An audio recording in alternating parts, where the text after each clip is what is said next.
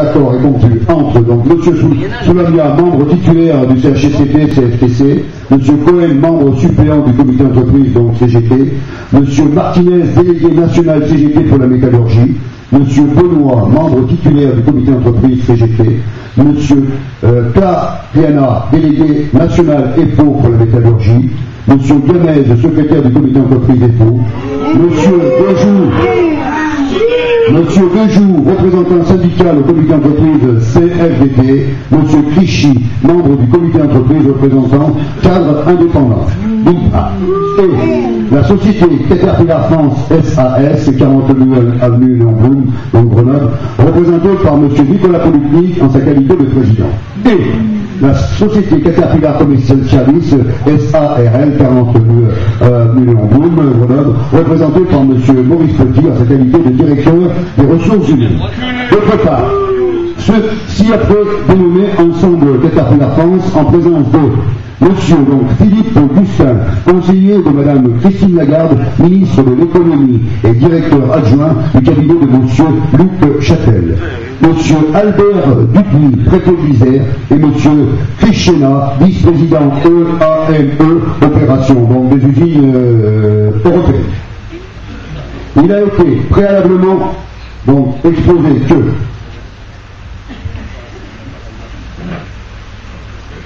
non, je vais dire, après on débattra. Caterpillar France a été contraint d'engager une procédure de licenciement collectif portant sur 733 suppressions de postes.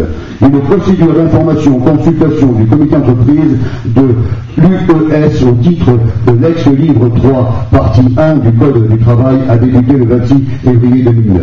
La direction a annoncé le 1er avril 2009 que le nombre des licenciements pourrait être réduit à 600 si un accord cadre sur l'aménagement du temps de travail était signé rapidement et sous condition d'obtention d'une convention de chômage partiel sur 4 ans, indemnisée à hauteur de 80%.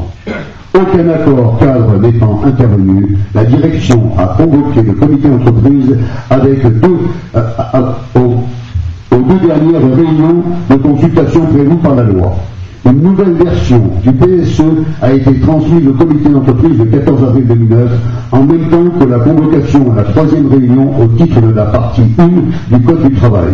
Une dernière réunion au titre de l'ex-livre 4, partie 2 du Code du travail a été convoquée pour le 16 avril 2009.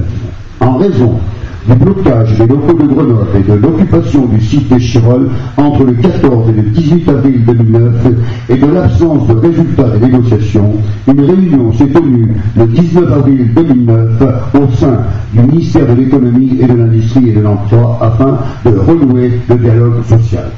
Après discussion et afin de mettre un terme au conflit, la direction et les représentants signataires ont posé les termes d'un accord dans les conditions ci-après définies.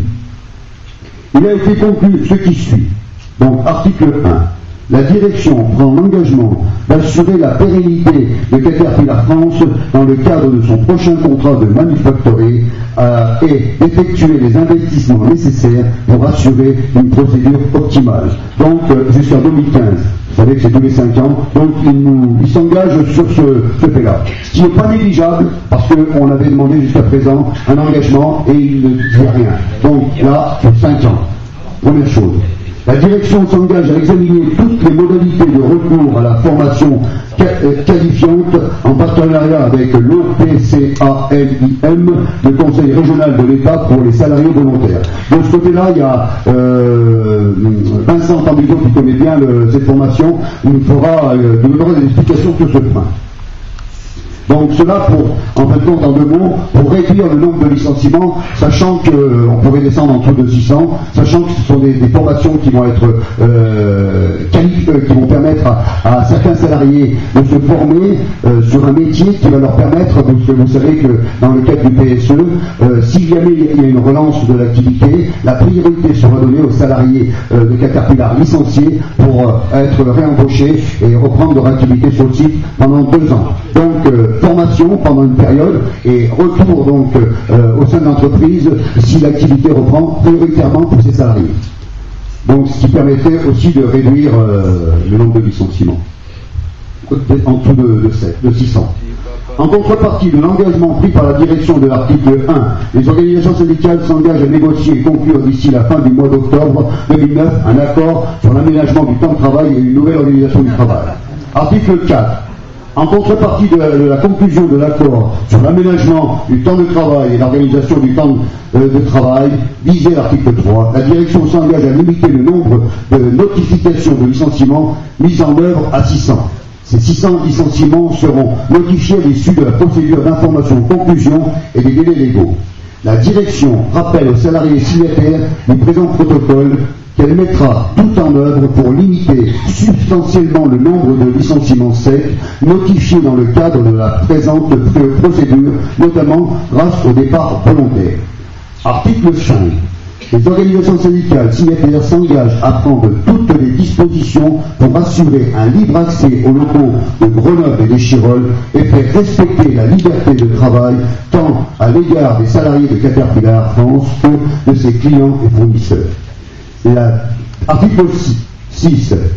La direction accepte de prolonger les 2 réunions auxquelles ont été convoqués les membres du comité d'entreprise les 16 et 17 avril 2009 au titre de l'article L23.3-6 et le L12.33-28 du Code du travail sous réserve de l'accord du comité d'entreprise et des organisations syndicales habilitées. Ces réunions se tiendront le 20 avril 2009 à 15h, poursuite de l'examen de l'ex-livre 4 du Code du travail, et le mardi 21 avril à 9h, poursuite de l'examen du livre 3, de l'ex-livre 3. La clôture de l'ex-livre 4 interviendra le 23 avril à 15h, la clôture de la procédure interviendra le 30 avril au plus tard. La date de clôture de la période du volontariat est repoussée au 29 avril au soir et le contenu des mesures du PSE sera communiqué dès mardi 21 avril aux salariés afin de faciliter la prise de décision des salariés susceptibles d'être concernés par les mesures de départ volontaire. Voilà, donc il y a aussi l'article 8. Les 8 procédures disciplinaires engagées suite aux faits survenus jusqu'au 17 mars 2009 ayant fait l'objet d'une convocation seront annulées par la direction. Et là, c'est signé, ok, contrairement à ce qu'on avait entendu dernièrement. L'article 9. Les parties s'engagent à respecter le présent accord et souhaitent que cette procédure se déroule dans le cadre des relations loyales devant prévaloir dans l'entreprise. Une copie du présent protocole sera communiquée à la direction départementale du travail ainsi que le comité d'entreprise. Le présent protocole est conclu pour une durée déterminée et expirera au plus tard le 31 octobre 2009 au soir. À l'exception de l'article 1 qui demeurera en vigueur, c'est-à-dire sur la pérennité licite, je le répète, donc un contrat de 5 ans, donc jusqu'en 2005, ça c'est important, quel que soit le résultat sur les négociations sur l'aménagement du temps de travail, cet article, donc la pérennité licite sera assurée. Il n'entrera en vigueur qu'à l'exception du deuxième alinéa de l'article 6, qu'après validation sous 48 heures par l'Assemblée générale de l'ensemble des salariés selon les modalités décidées par la caisse syndicale. Donc, ce document a été signé par toutes les parties que je vous ai donc citées au départ, ce qui veut dire que oui.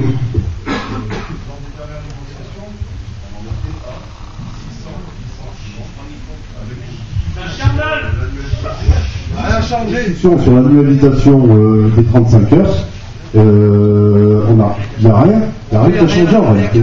Il n'y a rien qui a changé. La seule chose qu'on a obtenue aujourd'hui, c'est la suppression des 8 lettres. La pérennité, ils la garantissent, mais on sait très bien qu'ils ne sont pas obligés d'y aller. D'accord? On n'a rien obtenu.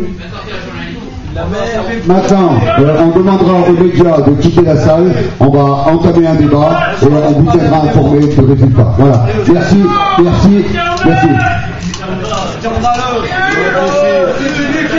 Merci de quitter la salle, s'il vous plaît, monsieur le média.